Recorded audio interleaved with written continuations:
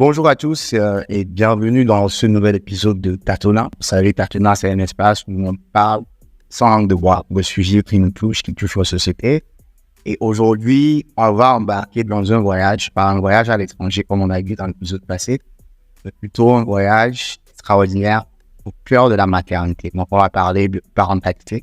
Et nous avons le privilège aujourd'hui d'accueillir une Tata Piscine ou Widad, une jeune maman extraordinaire, comme on dit, dans le courage et l'amour inconditionnel, ont illuminé le chemin de la parentalité. Vous écoutez Tatona, le podcast qui décrypte les sujets de notre société. Que vous soyez un jeune en quête d'inspiration, un auditeur curieux ou simplement quelqu'un qui souhaite mieux comprendre les défis de notre génération, vous êtes au bon endroit. Ici, on explore les sujets de notre société tels que la famille, la vie d'adulte, les enjeux sociétaux, la culture et bien plus encore. Je suis votre hôte, Audrey Rode, et bienvenue dans cet épisode. Widad, nous sommes vraiment heureux de vous accueillir aujourd'hui dans ce podcast. Je vois que tu n'es pas seul et tu as donc je vous laisse la parole. Merci beaucoup Audrey pour cette invitation. Pour la petite présentation, moi c'est Widad Mounirou.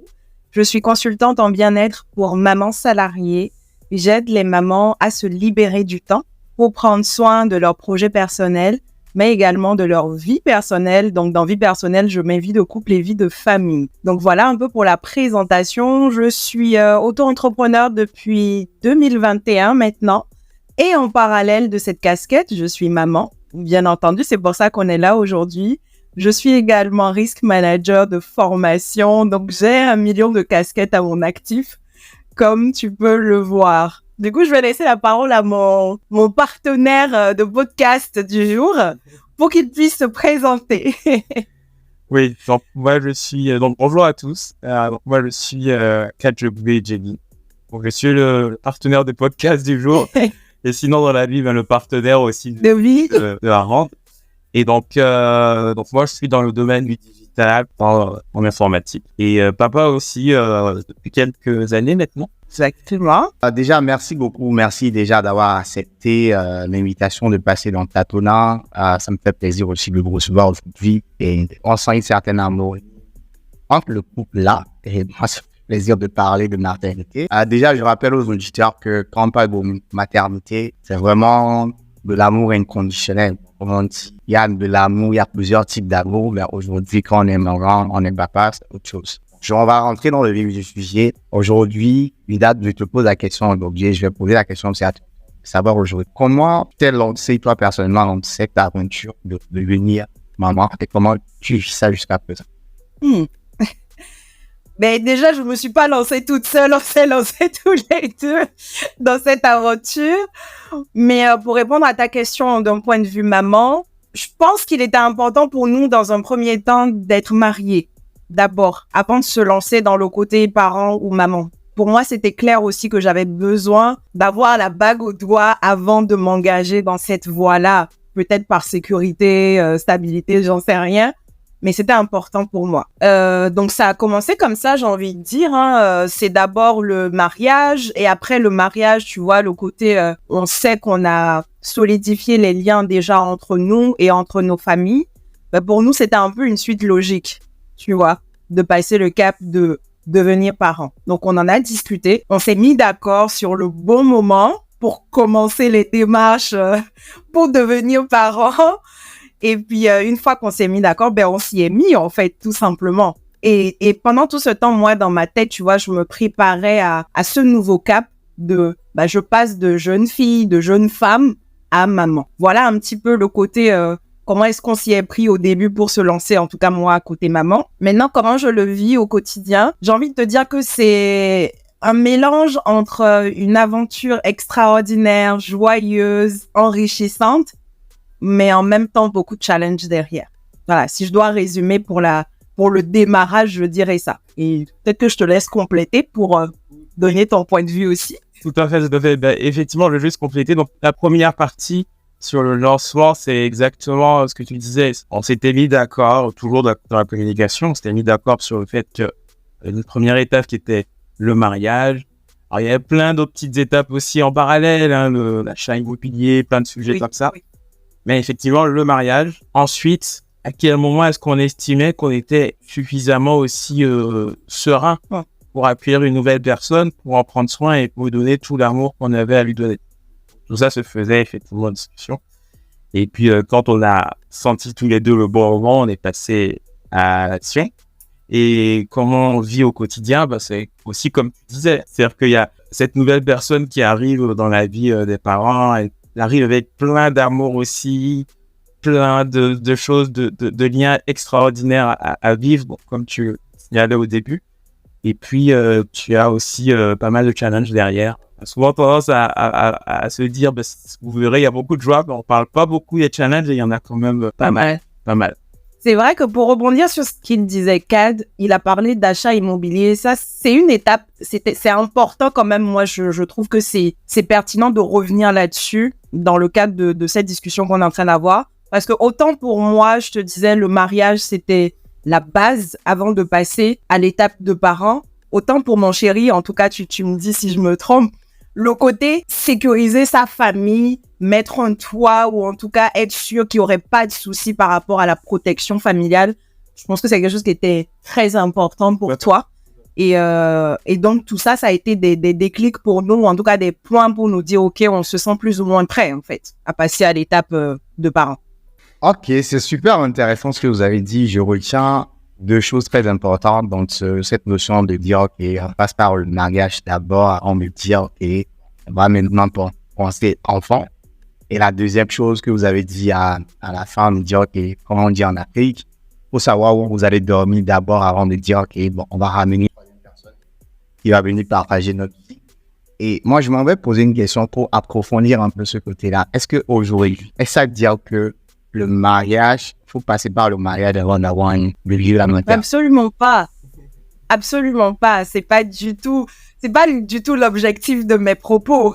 Là, je parle vraiment de moi, de ce qui est important pour moi. Je pense que c'est vraiment une question que chacun doit se poser. Il y a des accidents dans la vie, ça arrive. Il y a des gens qui tombent enceintes alors que c'était pas forcément prévu. Bon, même si aujourd'hui, il y a plein de moyens pour prévenir ça et gérer ça, ça peut arriver. Il y a des gens qui... Excuse-moi. Oui, il y a des gens qui vas-y. ont envie de se marier aussi. Oui, et puis il y a des gens qui n'ont pas forcément envie de se marier. Exactement. Je pense que c'est toujours la même chose, hein, et puis c'est quelque chose qui va accompagner les couples, en tout cas, toute leur vie, c'est la communication.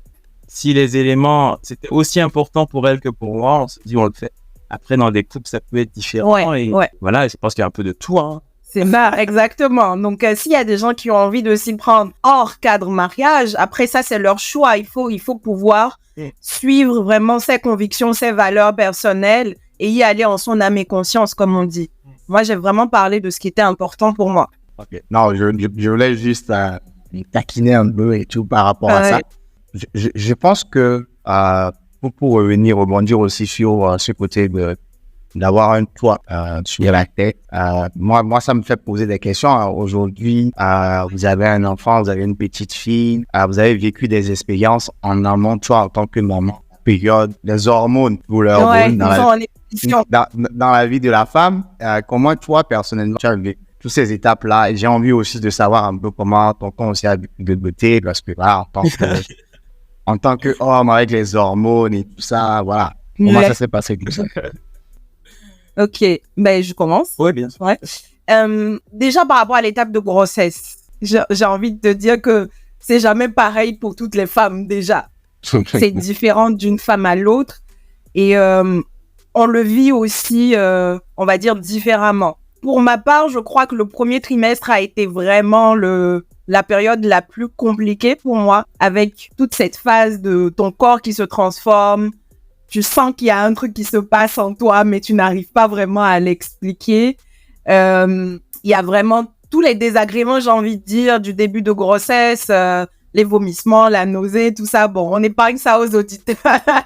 Mais il y a eu vraiment toute cette phase-là où c'était compliqué pour moi, où je dormais beaucoup. Heureusement que mon chéri était à côté.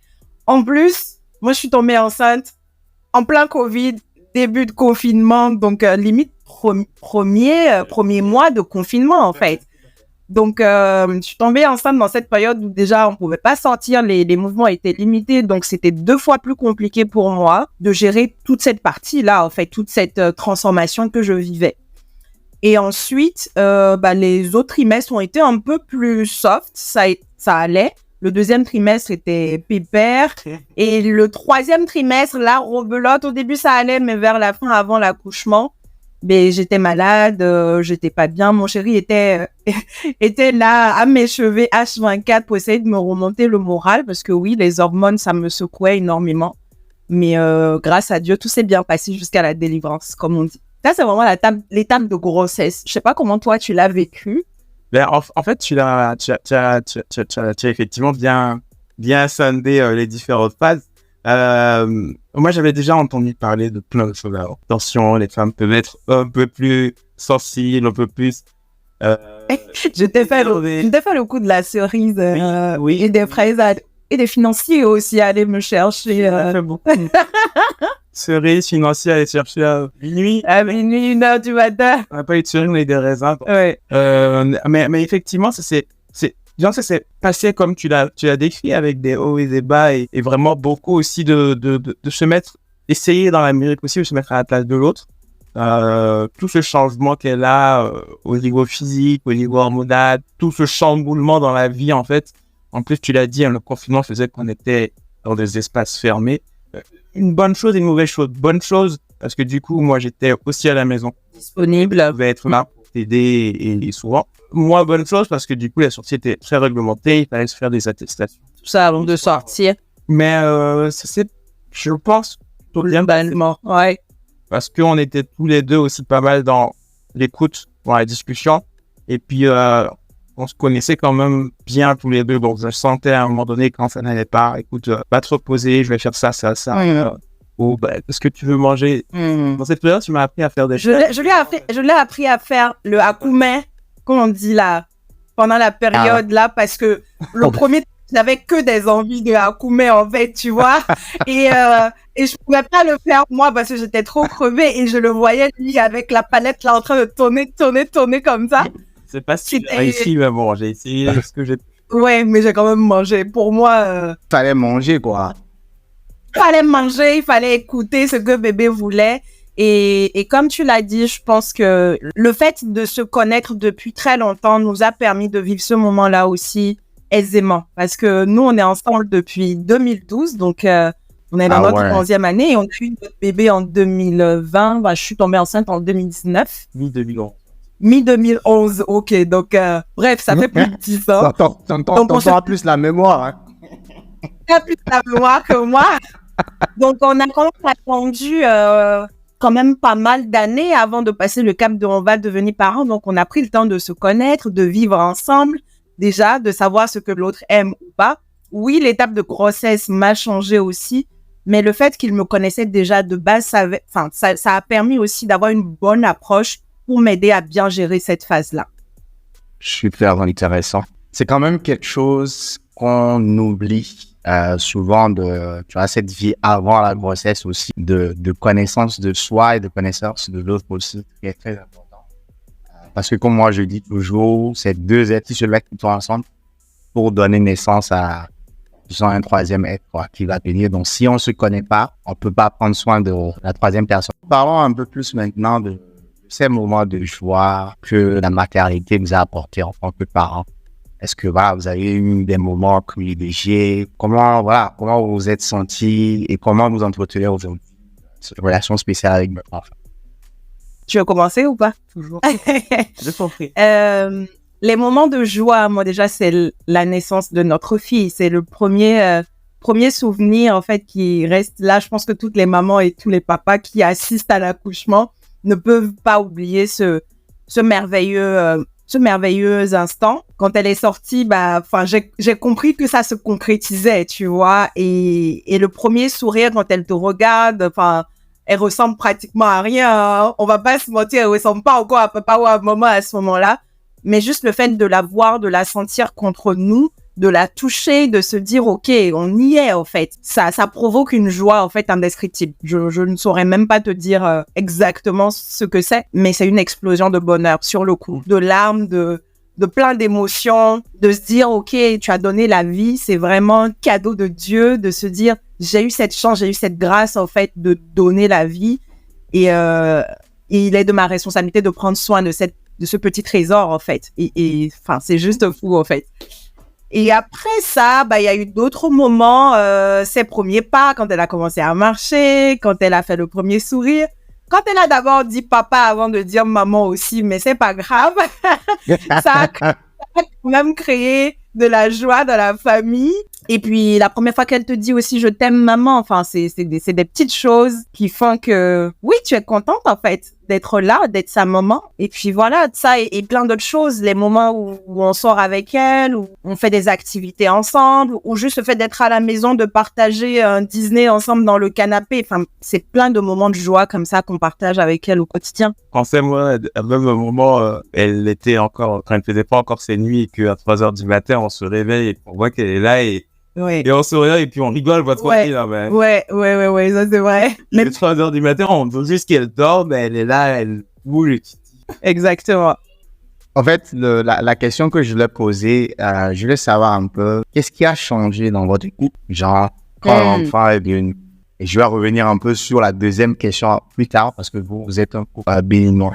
Ne vivez pas au Bénin, je rappelle aux gens, mais on va revenir un peu sur ces différentes cultures plus après. Mais moi, ce que j'ai envie de savoir aujourd'hui, c'est que qu'est-ce qui a changé dans votre couple depuis que la petite fille est là? Parce qu'il y a des gens qui nous écoutent, qui ont peur de se dire, OK, bon, quand on va faire l'enfant, bon, tonton ne va plus consacrer de temps à moi, tata ne va plus me regarder comme avant, on va plus s'occuper de l'enfant et tout ça. Qu'est-ce qui a changé? Expliquez-nous la vérité, quoi. Voilà, il y a des challenges. La raison, c'est la version officielle. La version... Pas la version diluée, quoi. La version diluée. Vas-y, là, pour le coup, je te laisse commencer. Alors, qu'est-ce qui a changé dans le couple? Non, de façon pragmatique, on est, je pense, beaucoup plus organisé. Avant, on était, disons, on pouvait faire des sorties assez comme ça sur un coup de tête. Dire, tiens, allez, on va aller danser, on va aller au restaurant, on va aller au ciné. On a besoin d'aller voir tel ami, on y va. Une fois que tu as une personne supplémentaire, surtout, qui est, et je vais modérer mon propos parce que là, elle est à bas âge, donc elle est dépendante encore de nous. Donc, on ne peut pas faire la même organisation qu'on avait avant. Donc, effectivement, il faut mieux s'organiser. Il faut prévoir les choses. Il faut anticiper s'il y a besoin d'une garde, s'il y a besoin, par exemple, de sortir pour aller voir des amis, préparer un petit sac avec tout ce qui va être nécessaire sur son trajet pour qu'elle puisse s'amuser, ranger. C'est vraiment du pratico-pratique. Ça, c'est tout ce qui va être organisation envers la vie, on va dire, sociale. En plus des petites adaptations que chacun de nous va devoir faire pour le travail, garder, pour être sûr qu'on la récupère au bon moment, pour s'assurer qu'elle est occupée, ainsi de suite. Donc, il y a tous ces changements-là qui, on a de la chance, en Europe, c'est fait de façon un peu douce, en fait. Au fur et à mesure, tu passes sur un grade et tu as une nouvelle organisation qui va arriver, ainsi de suite. Et puis maintenant, de façon personnelle entre nous, effectivement. Les choses croustillantes que les gens veulent entendre là, entre nous là.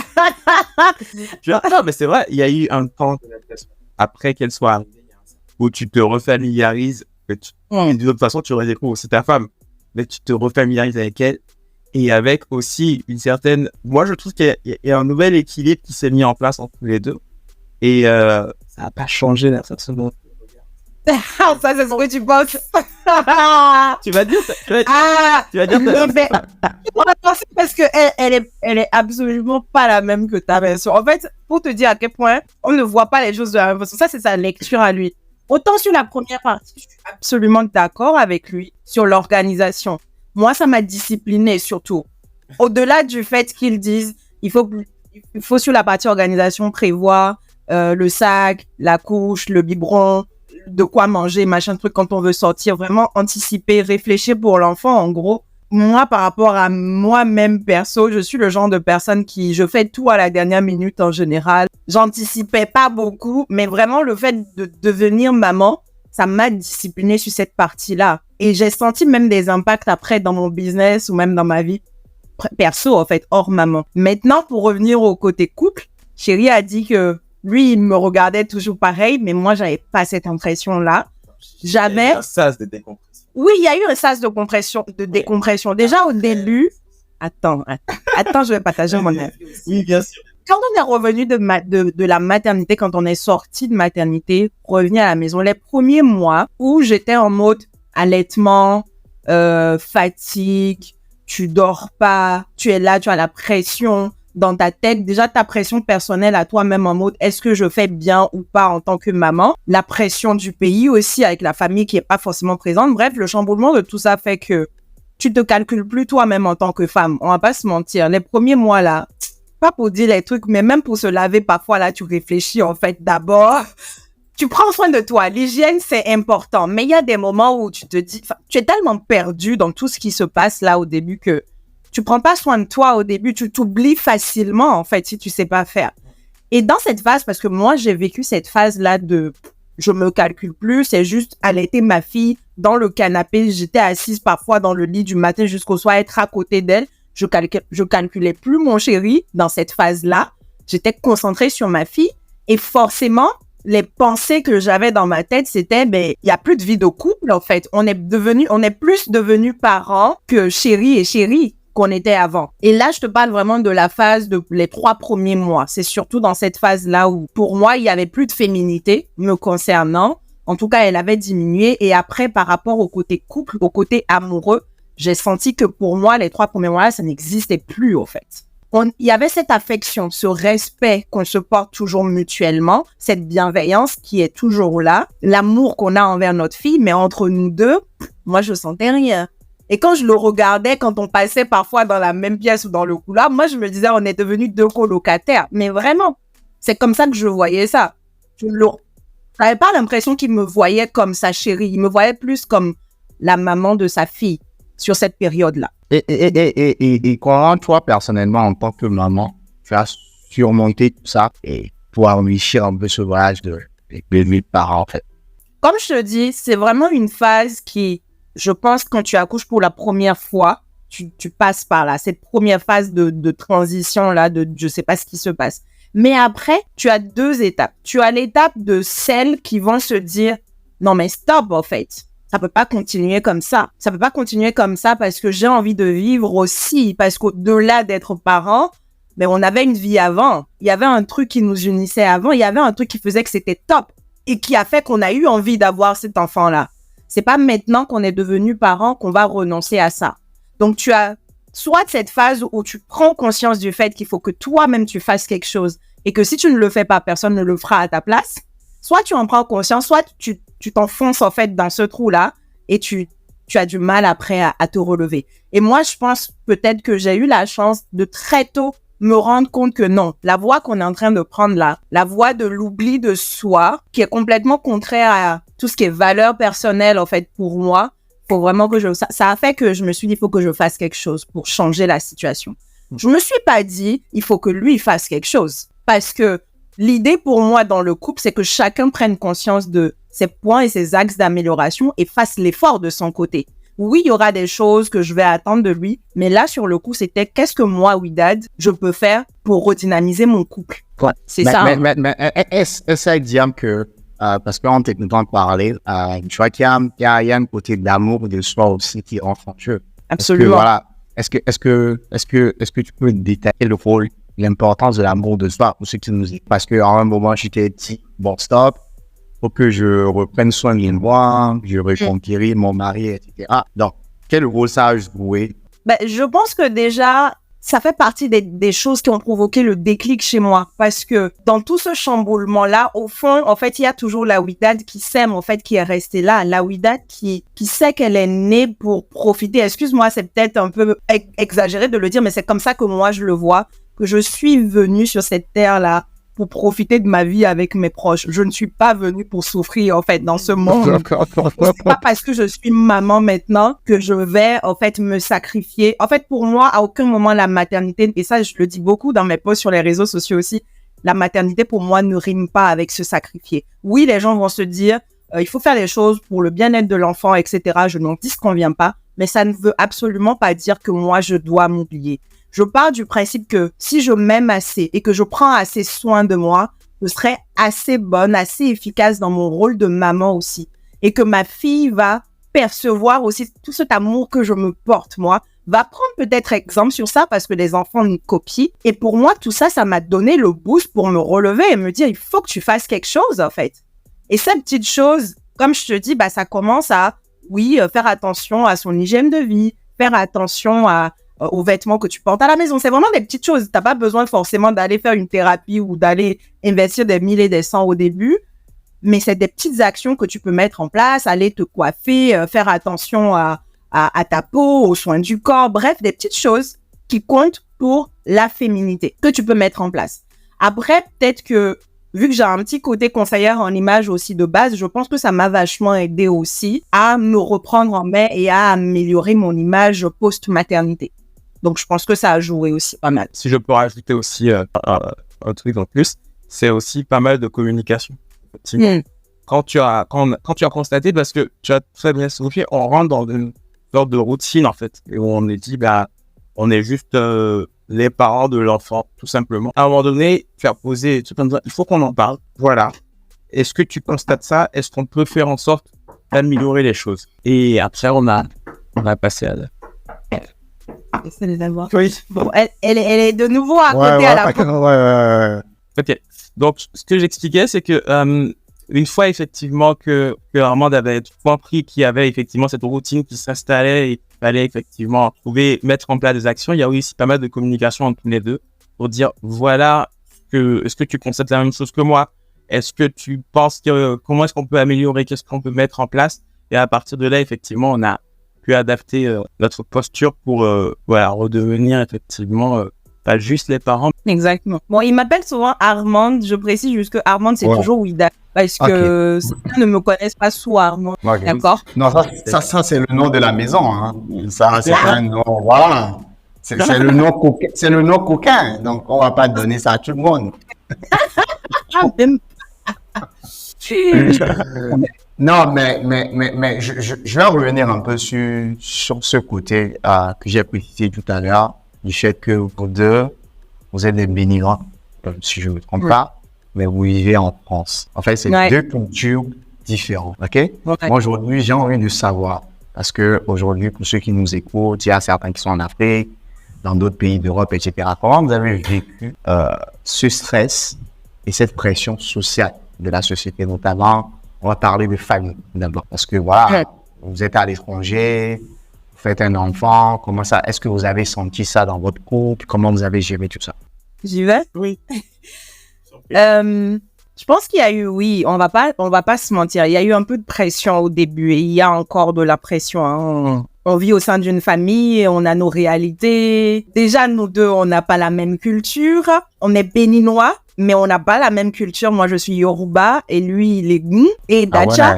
Ben, en fait, c'est plus Yoruba. En fait, c'est aussi par rapport à la langue. Surtout, le Yoruba, c'est une langue. Et puis, lui, le Gun, le Dacha se rapproche beaucoup un peu du Yoruba parce que tout ça, c'est lié au Nago. Mais il y a le côté Gun qui sont des gens du sud, du Bénin, qui, n'ont rien à voir avec l'ethnie Yoruba. C'est vraiment des ethnies différentes. Et donc, avec des réalités complètement différentes. Une façon d'éduquer les enfants aussi complètement différente, si tu veux. Donc, il y a, on va dire, cette pression côté famille, côté maman, parce que un peu moins les papas, si tu veux. Mais moi, je l'ai senti des deux côtés, maman, avec c'est comme ça qu'il faut faire, c'est comme ça qu'il faut éduquer l'enfant. Ah non, vous êtes trop gentil. Ah non, vous êtes en Europe, on fait pas ça. Ou même, je te donne un exemple, tout ça, quand l'enfant est né, tu sais, les massages qu'on fait aux enfants, là, où on doit tirer pour que l'enfant soit bien en forme solide. En France, on fait pas ça. À la maternité, quand tu laves l'enfant, on te montre comment laver l'enfant, mais c'est pas comme ça que les mamans africaines lavent les enfants. Donc, moi, quand je suis revenue à la maison, avec mon bébé, que déjà, j'ai ma sœur qui vit ici, qui est venue donner un bain à ma fille. Je voyais comment elle essayait de masser et aussi les instructions qu'on avait au téléphone de la famille au pays de, c'est comme ça, il faut faire, tu sais, les fesses là pour que ça remonte bien comme ça et tout. Ah, nous, on était là avec mon chéri, c'est quand on avait là. Non, mais on va fragiliser l'enfant est trop petit, on peut pas faire. Bon, il y a des trucs, on les fait chez nous, mais nous, on a eu du mal à les reproduire, j'ai envie de te dire, étant en diaspora. Maintenant, dans l'éducation même de l'enfant, oui, tu as certains conseils qui te sont donnés, certaines choses qu'on a envie d'inculquer aussi à notre enfant, certaines valeurs africaines qui nous ont bercés, qui nous ont portés jusqu'au niveau où on est aujourd'hui. Donc, les valeurs de famille, de respect des aînés, enfin, tout ça là, que nous, on a envie de maintenir étant en diaspora. Je suis pas en train de jeter la pierre aux personnes qui éduquent leurs enfants en diaspora ou aux gens qui y vivent. Mais nous, en tout cas, il y a cette part, il y a ce côté africain, en tout cas, qu'on a envie de maintenir, de transmettre à notre fille. Et puis, si je peux compléter, juste sur la partie, effectivement, organisation, on a effectivement, on sent aussi le fait qu'on soit ensemble. Mais tu sais, moi, je pense qu'il faut pouvoir faire avec ça aussi, en fait. Parce que, comme il disait, l'organisation n'est plus la même. Et c'est pas parce qu'on a un enfant maintenant qu'on t'aurait dit, ben, écoute, le podcast, on peut pas le faire. Ouais, tu vois ce que je dis? Ouais, je suis d'accord. Ouais. Il faut faire avec et se dire que, et ça rejoint ton point sur l'amour de soi, ce n'est pas parce qu'on est parent qu'il faut oublier tout ce qui est passion, tout ce qui est envie personnelle. Parfois, certaines personnes vont se dire, non, je veux pas être égoïste, je penserai trop à moi. Mais non, l'amour de soi, c'est un peu être égoïste aussi sur... C'est être égoïste, hein? Oui, parce que sinon, tu fais plus rien. Tu fais plus rien à côté. Il faut s'adapter, il faut ajuster. Il est parti s'occuper de la petite, il est revenu, et bien là, on reprend, en fait. En fait, il faut pas mettre sa vie en pause parce qu'on a un enfant, quoi. Voilà, c'est ça. Exactement. Il faut pas mettre ni sa vie ni ses ambitions. Moi, c'est quelque chose qui est super important pour moi, surtout pour les femmes en général, parce que c'est une cause qui m'importe beaucoup. C'est non, on ne s'oublie pas, en fait. On n'oublie pas ses rêves. On continue d'aller poursuivre ses ambitions, même avec son enfant. Et c'est comme ça que tu montres le chemin, comme je le dis à l'enfant, que oui, en fait, il y a un champ des possibles et que la maternité, ce n'est pas une fin en soi. Au contraire, il faut le voir comme une opportunité pour aller chercher le maximum possible. Parce que finalement, cette vie de rêve dont je parle, ce n'est plus de toi seul qu'il s'agit. C'est une petite parenthèse. Non, mais c'est intéressant la parenthèse. Non, on va revenir un peu sur la culture de vous deux que tu expliquais au début, du fait que tu es Yoruba, tonton il est Gnin et Dacha, Oui, c'est ça, non? Donc ça, du coup, voilà. Comment tu as senti cette pression? Est-ce que c'est quelque chose qui a commencé avant l'enfant ou c'est pendant l'accouchement, la grossesse, etc.? T'as pas trop senti de pression, toi? Non, Mais vraiment. peut-être côté, le papa doit se comporter comme ça, même pas. Même pas, en fait. Je crois que c'est vraiment, comme tu dis, c'est très lié à la culture, en fait. Culture et famille. C'est lié à la culture. Je pensais à famille, j'ai dit culture, c'est ça. C'est quand tu as été élevé. C'est quel était le rôle du papa et le rôle de la maman. Déjà, au sein de ton foyer, enfin, au sein de ta famille. Et puis, c'est souvent ce que tu vas reproduire, en réalité. Donc, effectivement, mon père, il était assez, assez flexible, en fait, on va dire ça comme ça, sur sa posture. Il sait quand il doit prendre le lead, on va dire, sur certaines choses, ou quand il doit plutôt laisser la maman gérer les choses. Donc, de la même façon, il nous a toujours dit, il faut que tu sois à l'aise avec la façon de procéder, toi. Tu es à l'aise avec quand tu n'es pas dans un rôle à prendre ou à porter, il faut que tu restes à l'aise. Et donc, j'ai pas forcément reçu de pression. Mais je pense, si je me permets, c'est plus effectivement très côté femme, en fait, où on va souvent, avec la culture africaine, dire c'est le domaine de la femme, de la maman. Donc, c'est peut-être qu'il doit avoir telle posture, c'est peut-être qu'il doit faire ça, peut-être qu'il doit sortir moins, et des choses comme ça. Mais si je peux me permettre de compléter ce qu'il dit, autant côté famille, peut-être que tu n'as pas senti trop de pression, mais moi, j'ai eu l'impression que plus dans ton rôle de papa protecteur en griffe, si on peut dire ça comme ça, protecteur de ce cocon qu'on est, aujourd'hui, ce cocon familial en diaspora, on n'est pas avec notre famille. C'est pas comme si on pouvait se fâcher s'il y a quelque chose maintenant pour dire on va prendre la voiture pour aller chez les parents parce qu'il y a un problème.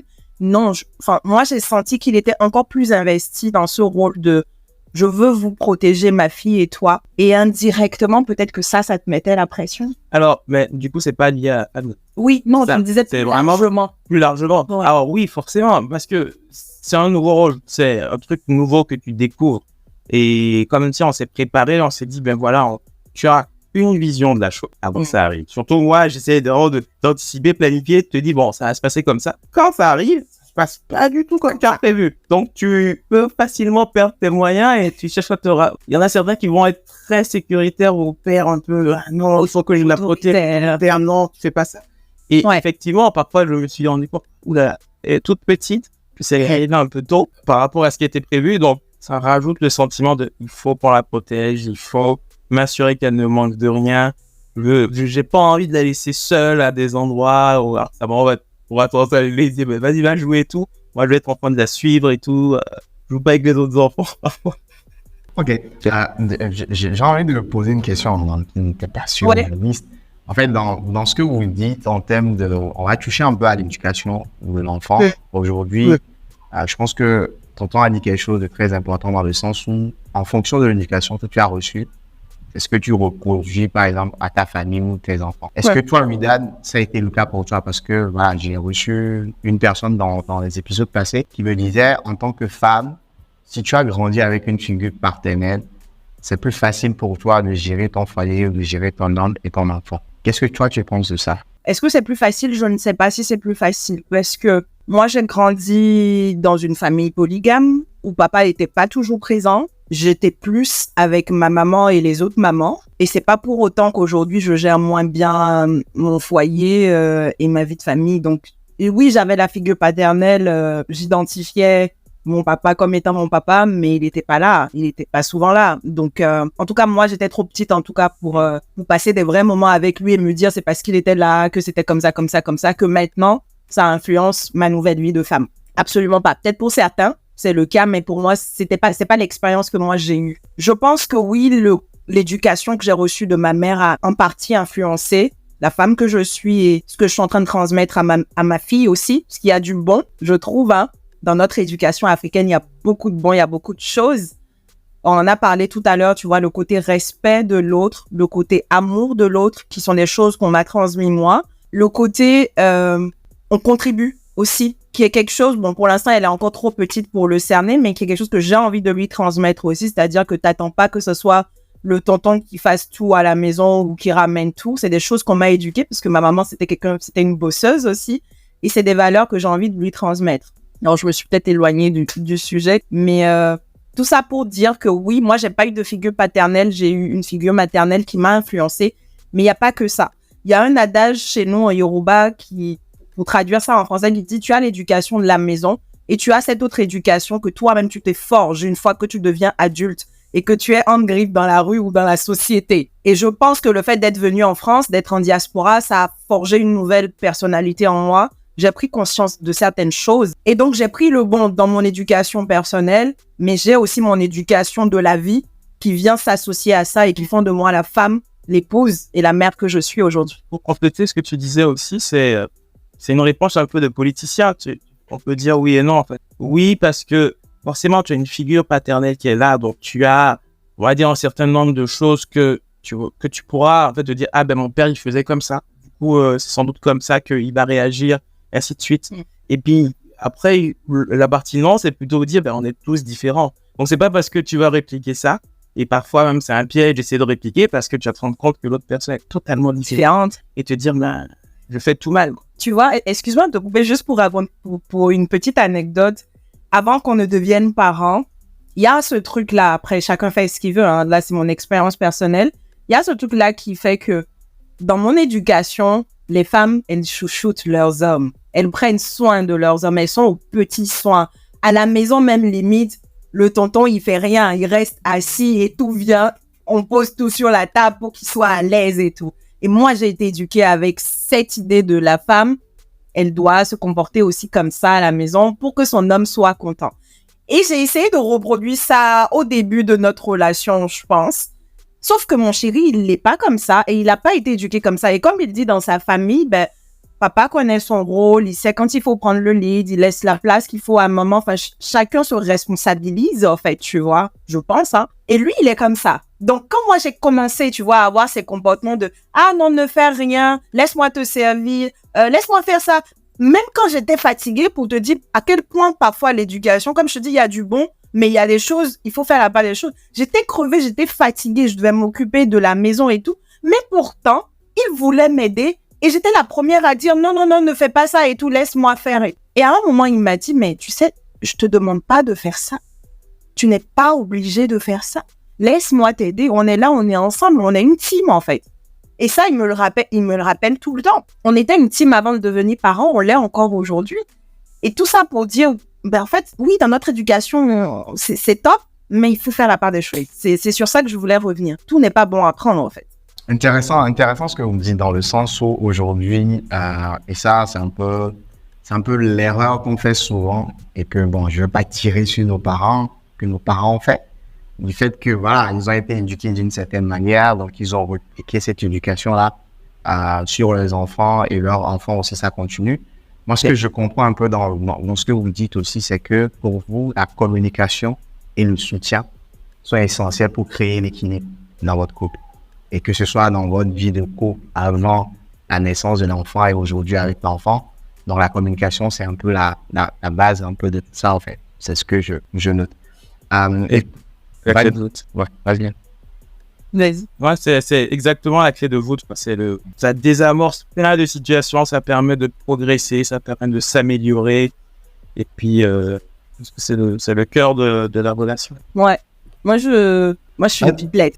Communiquer, je pense que si on ne communiquait pas, si je parlais pas, il y aurait un souci dans le couple. Autant lui, il parle pas beaucoup, il est assez discret, autant moi, il faut que je communique. Il faut que je m'exprime. Il faut que j'extériorise, mon ressenti quand ça va, quand ça ne va pas. Quand je pense qu'il faut s'ajuster, il faut qu'on en parle.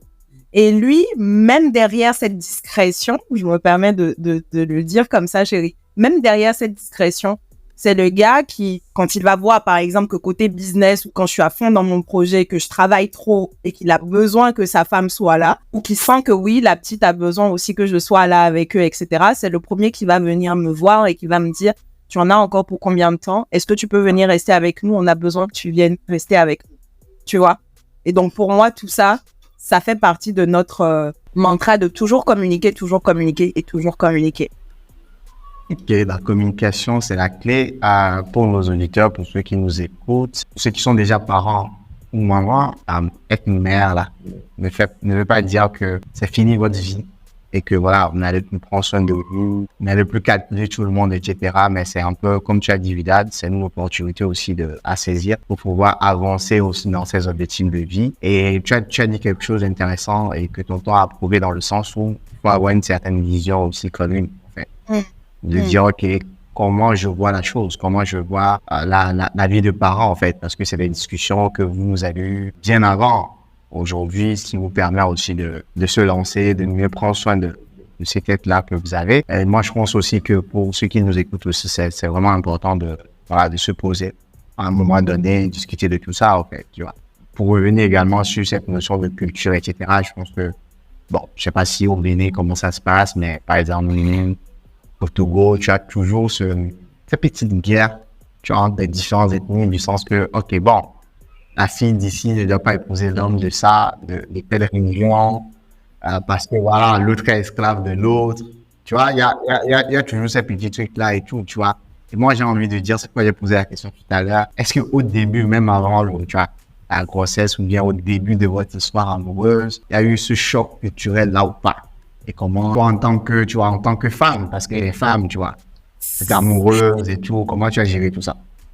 En fait, au Bénin, il y a moins, je parle encore une fois de ce que je sais, je n'ai pas la science infuse, mais j'ai l'impression qu'il y a moins ce côté, en tout cas dans le sud, parce que nous deux, notre ethnie, on est quand même du sud, tu vois. Peut-être entre les régions nord, sud, puis là, je ne sais pas.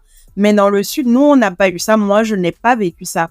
J'ai plus, si tu veux, et ça, c'est vraiment la première fois que j'en parle ouvertement, hors du cadre privé.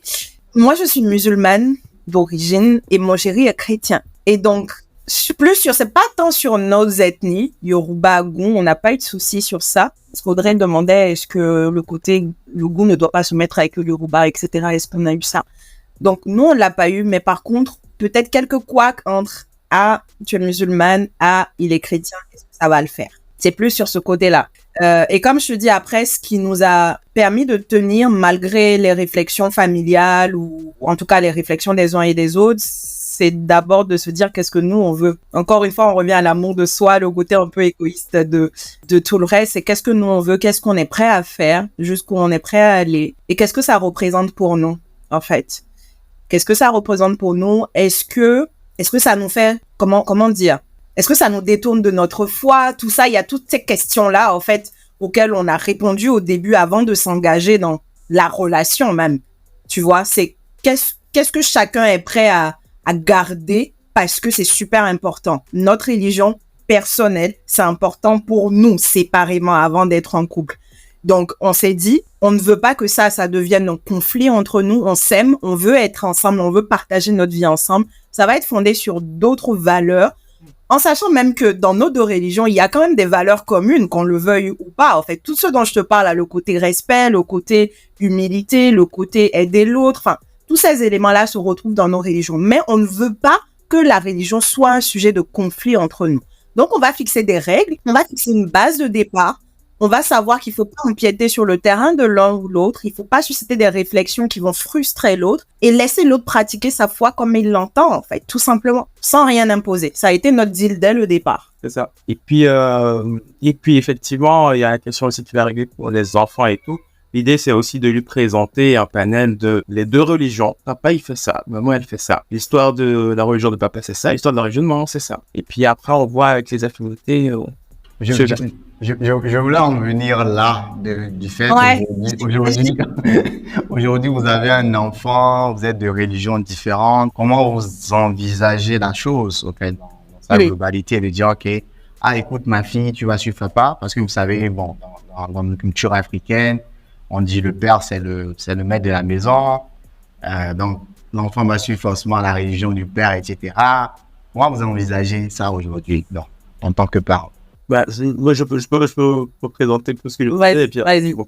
Non, en fait, c'est exactement ça. C'est-à-dire que, à partir du moment où on s'est mis d'accord sur le côté, on fait, c'est la religion, ça va être effectivement un sujet, mais pas un sujet sur lequel on va aussi, fonder ou mettre une base en disant, il faut absolument qu'on fasse ça dans la religion. À ce moment-là, on se laisse aussi le temps d'explorer chacun la religion de l'autre, de comprendre aussi. C'est hyper important. Comprendre et ne pas avoir un jugement, comme ça. Donc, comprendre déjà. Et puis ensuite, pour l'enfant, comme je disais, lui présenter les choses de façon très ouverte et très honnête, en lui disant, il faut que tu fasses ça parce que je suis comme ça. Il faut que tu fasses ça parce que je suis comme ça. Parce que nous-mêmes, on a fait ce travail-là. Comprendre notre religion et se dire, voilà pourquoi je suis chrétien, voilà pourquoi je suis musulman.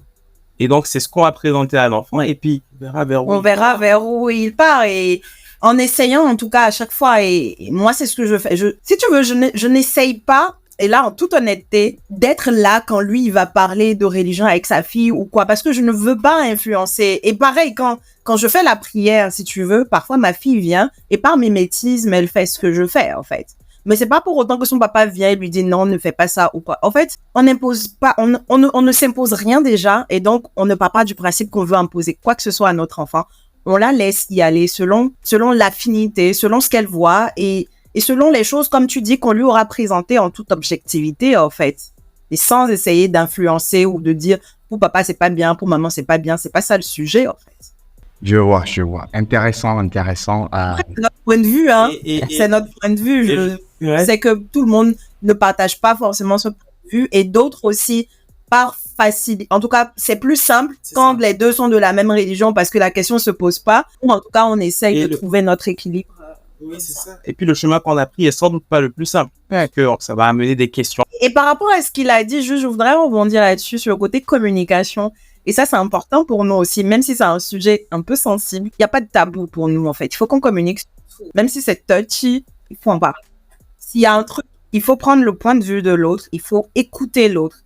Il faut se mettre à la place de l'autre. Il faut prendre du recul pour donner son opinion et être toujours dans la bienveillance et dans le respect. Toujours. Pour nous, ça, c'est la base. Ok, la communication, la clé, quoi. La communication revient. Je pense que je vais donner une petite liée à la communication pour l'épisode.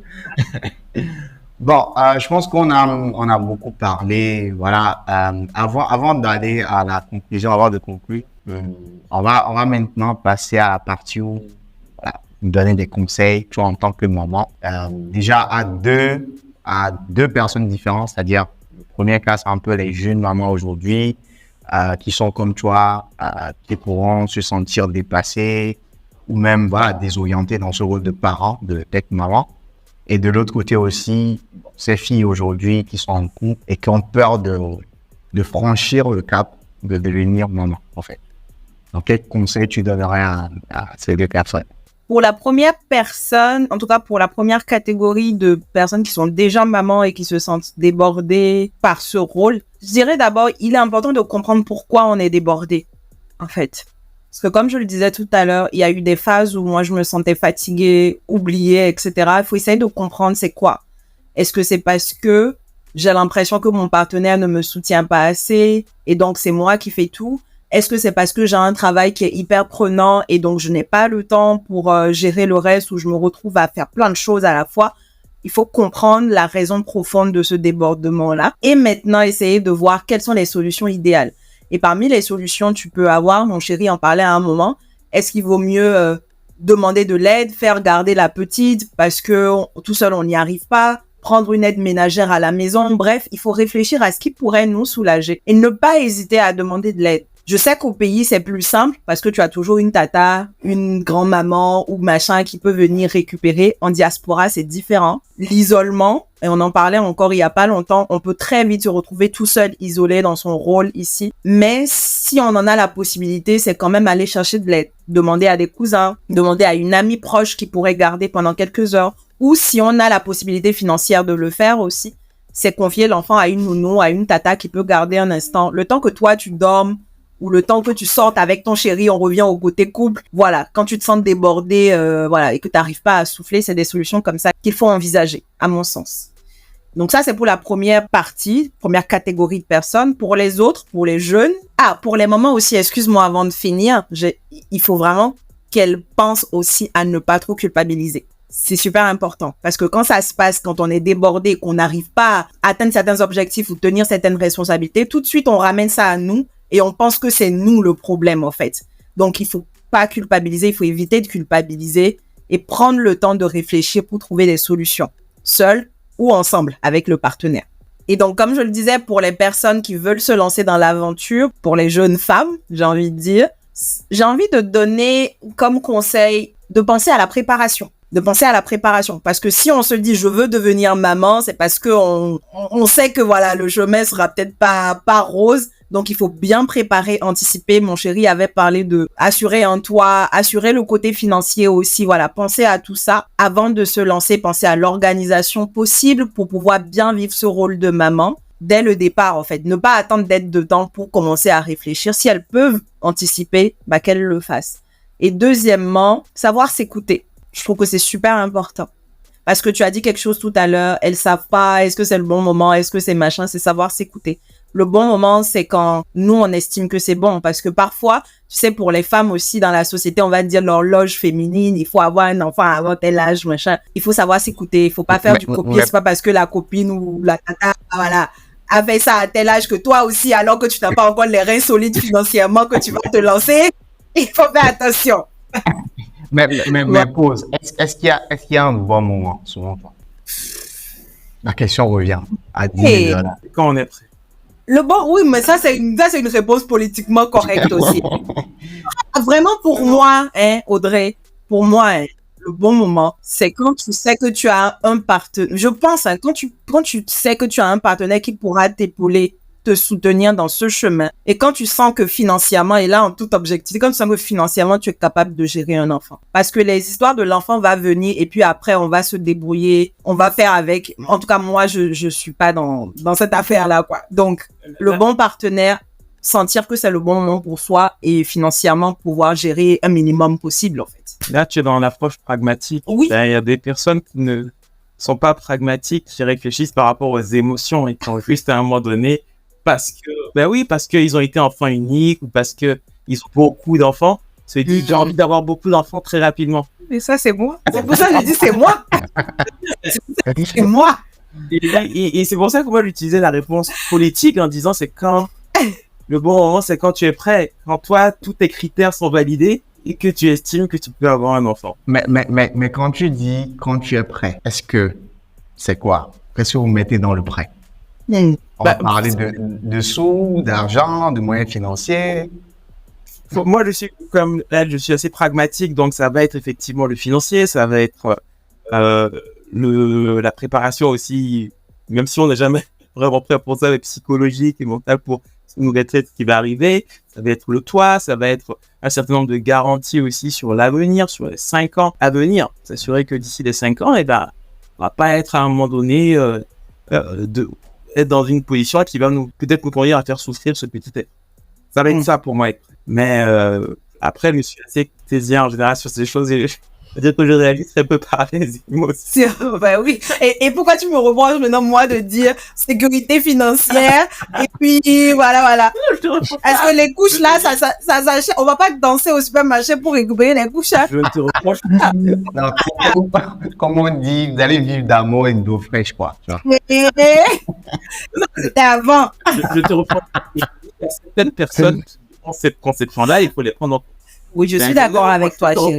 Non, je suis d'accord. Je suis d'accord. Après, en tout cas, étant en diaspora en plus, hein, peut-être que ça biaise la façon de penser. Mais je me dis, tu as un loyer à payer, tu as des charges, voilà, pour gérer l'enfant, pour la déposer à la crèche et la nounou, parce que tu dois aller travailler, ça a un coût, tout ça. Donc, il faut un minimum avoir quand même un peu de côté et pas se dire quand l'enfant sera là, on va improviser. En tout cas, je pense qu'en diaspora, c'est pas une bonne idée de fonctionner comme ça.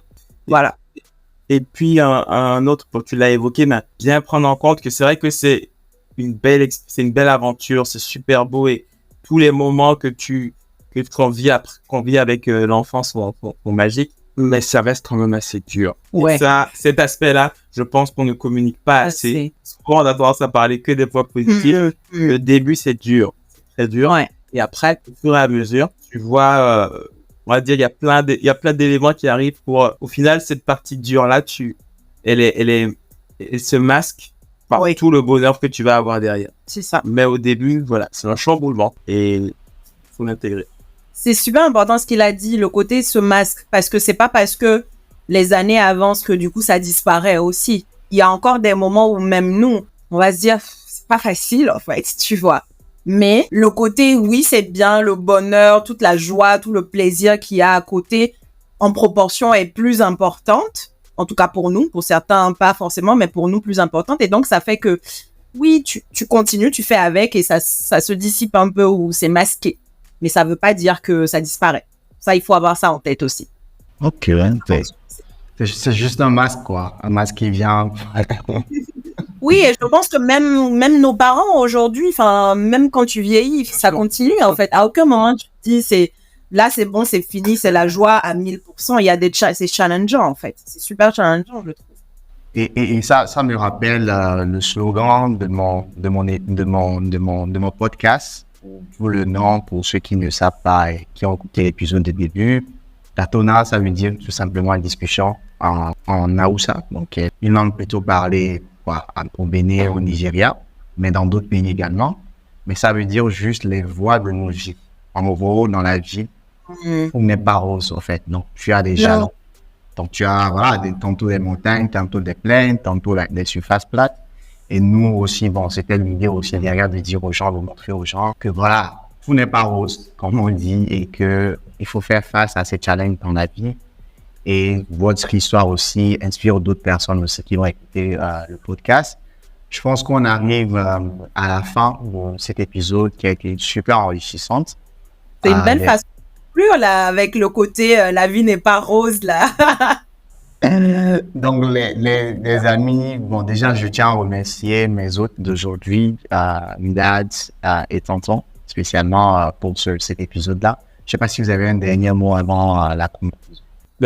Merci à toi de nous avoir reçus. C'était vraiment enrichissant et même, tu vois, en discutant, on a découvert des choses, des visions. Donc, c'est un sujet hyper intéressant, hyper enrichissant. Et alors, on a dit effectivement qu'on se connaissait depuis longtemps, mais je pense que peu importe le nombre d'années, on apprend toujours. Et je trouve que c'est une superbe idée que tu as d'ouvrir ça de cette façon-là au plus grand nombre. Merci. Mais écoute, pareil, je te remercie aussi pour cette opportunité de parler de ces sujets dont on ne parle pas assez. La maternité en fait partie. C'est que je trouve en tout cas que nos parents ne nous en parlent pas assez. Qu'on découvre beaucoup de choses sur le tas, qu'il n'y a pas de mode d'emploi pour être maman ni pour être parent. Et que comme mon chéri l'a dit, on apprend, on s'ajuste, on tombe, on se relève. Mais malgré tout, ça reste magnifique, quoi. Voilà. Super. Alors, les amis, les auditeurs et auditrices, c'est le moment où nous devons nous dire au revoir. Mais, savez bien, les étoiles dans nos yeux brillent encore de tout l'amour maternel au dos. Partagé aujourd'hui avec une date de son mari. Ton parcours de mère a touché vraiment, moi personnellement, a touché mon cœur. Et je félicite également tonton aussi par rapport à tout cet accompagnement-là. Merci pour cette discussion. Ce que je retiens, c'est que la maternité, c'est un voyage sacré, une aventure remplie d'amour, de défis et de moments précieux. Alors, nous espérons que cette discussion vous a aidé, que vous soyez déjà parents, futurs parents, ou tout simplement témoins de l'amour maternel qui nous entoure. Et avant de nous quitter, je tiens à rappeler encore une fois que ce voyage est unique. Et je vous invite vivement à vivre ce voyage-là. Merci à tous. On se retrouve la semaine prochaine pour un nouvel épisode. Et n'oubliez surtout pas, abonnez-vous. Merci, Vidad, merci et à très bientôt. Merci. Merci.